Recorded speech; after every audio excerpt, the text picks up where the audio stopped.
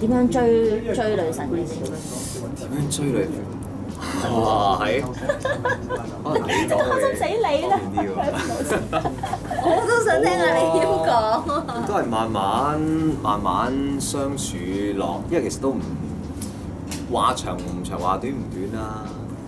追求過，梗係都可能俾人哋暗地裏 turn down 過。咁嗰下你覺得啊，咁啊係好似花仔喎，咁我哋不如再慢慢識下先啦。節目就係話請咗個 BB 上去同佢去 travel 咁樣啦。咁我記得我聽翻佢講咧，佢話佢完全唔覺得我靚㗎，即係完全第一眼見到完全唔係佢個 type 啊。係冇係啊，都講咗幾次㗎啦。其實我識你嗰陣都唔覺得你靚，即係完全你唔會係我個 type 咯。因為喺人嘅印象裏邊咧，佢做一個即係食緊蛋撻嘅小分女嚟嘅。